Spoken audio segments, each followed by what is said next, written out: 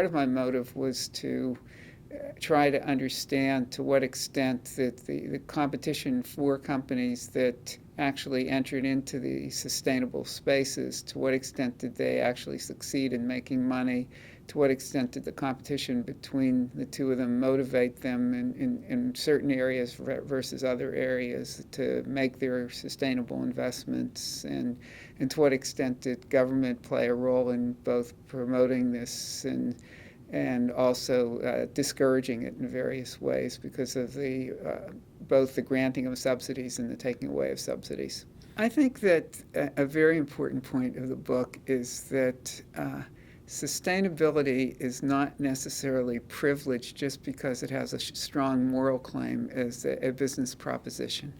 So I think that I think it's a positive in society, and that it should be encouraged, and that we need to move in this direction without a doubt. But if it's going to succeed within a business space, all of the skills of shrewd business people have to be applied. This is simply because you have good intentions and you're going to start a sustainable business and try to maintain it.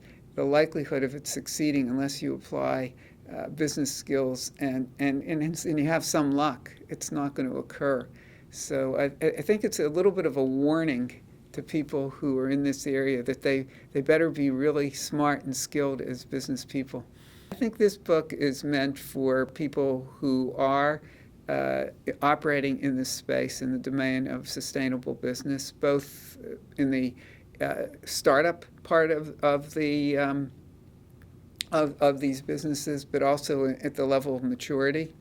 Whether you're in a large corporate Fortune 500 firm or you just have an idea that you want to develop, I think it has value there. I think it'd be very valuable for students, for training of students in both executive and MBA and even undergraduate courses, because I think it's something that people care about and they're passionate about.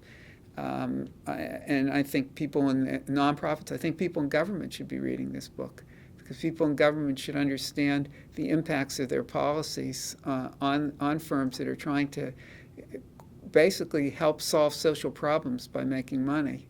And the government impact is very, very great, and I think it's not understood well from the business perspective. So I think that there's a broad readership, and I think that the stories that I tell are very exciting and interesting stories in and of themselves.